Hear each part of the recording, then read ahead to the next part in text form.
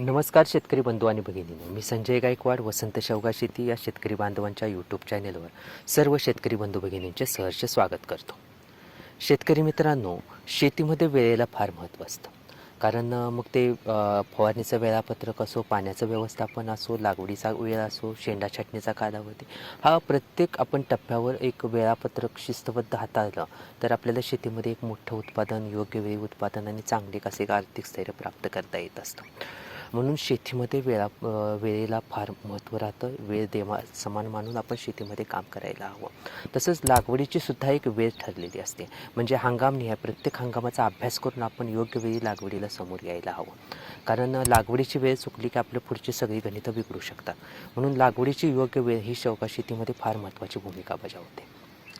आज जे शेतकरी उन्हाळी लागवड करू इच्छितात त्यांनाही प्रश्न निर्माण झालेला असतो की आपण उन्हाळी शेवगा लागवड केल्यानंतर पुढील व्यवस्थापन म्हणजे पुढील आपण जे कामाचं स्वरूप असणार आहे, उत्पादनाचा कालावधी, उन्हाळी, पावसाळी, हिवाळी व्यवस्थापन कसं असायला हवं, हाही त्यांच्यासमोर एक प्रश्न उभा राहत असतो. मग उन्हाळी लागवड करावी की न करावी, हाही प्रश्न त्यांना निर्माण झालेला आहे. त्याचंच आजच्या व्हिडिओमध्ये मी सविस्तर मार्गदर्शन करणार आहे.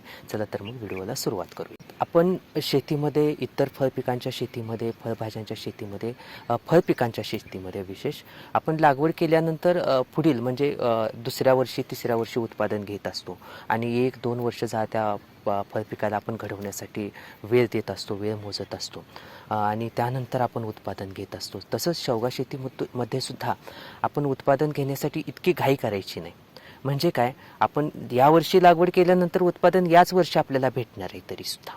फक्त वाढीचा काळ ह्या उन्हाळी लागवडीनंतर थोडा अधिक द्यायचा आहे.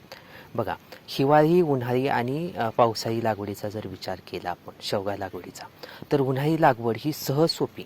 कारण का, उन्हाळी लागवडीनंतर झाडांना घडवत असताना आपल्याला तितका संघर्ष करावा लागत नाही जितका हिवाळी आणि पावसाळी लागवडीला करावा लागतो. उन्हाळी लागवड ही सहज आपल्याला चांगल्या पद्धतीनं झाडांना घडवून आणण्यासाठी उन्हाळी लागवड ही सुरक्षित लागवड ठरत असते. त्यामुळे उन्हाळी लागवडसुद्धा सर्वोत्कृष्ट लागवड ठरत असते असं आमचं मत आहे. कारण उन्हाळी दिवसामध्ये भरपूर सूर्यप्रकाश असतो. बघा, झाडांना अन्न निर्मितीसाठी सूर्यप्रकाश हा भरपूर असणं आवश्यक आहे. स्वच्छ हवामान, आता भरपूर सूर्यप्रकाश असल्यामुळं अन्नसाठा जो आहे, अन्न निर्मितीची क्रिया जास्त वेगानं गतिमान राहते. त्यामुळे झाडाचं खोड मजबूत बनतं आणि हे जे अन्नाचा जो साठा झालेला आहे तो आपल्याला पुढील काळामध्ये अधिक उत्पादन देण्यासाठी उपयोगी ठरत असतो. म्हणून आपल्याला उन्हाळी शेवगा लागवड ही पुढील हंगामामध्ये मोठं उत्पादन देणारी लागवड असणार आहे, सुरक्षित लागवड असणार आहे आणि सगळ्यात महत्त्वाचं म्हणजे स्वच्छ हवामानामुळं आपल्याला तितका ताण झाडावरती दिसून येत नाही. किडीचा प्रादुर्भाव कमीत कमी राहतो. म्हणजे उन्हाळी दिवसामध्ये मोजकंच आपण योग्य पद्धतीनं पाण्याचं व्यवस्थापन ठेवत असतो. त्यामुळं तणांचा व्यवस्थापन खर्चसुद्धा तितकासा येत नाही आणि पावसाळ्या दिवसामध्ये तणांचं नियंत्रण करत असताना आपल्याला तणनाशकांचा वापर उन्हाळी लागवड केलेले शेतकरी करू शकतात. त्यामुळं उन्हाळी लागवड ही सुरक्षित लागवड म्हणजे पावसाळी ताण टाळण्यासाठी, पुढील हंगामामध्ये मोठं उत्पादन घेण्यासाठी आणि झाडांना एक मजबूत उत्पादनक्षम रचना प्राप्त करून देण्यासाठी ही उन्हाळी लागवड ही सर्वोत्कृष्ट लागवड ठरत असते.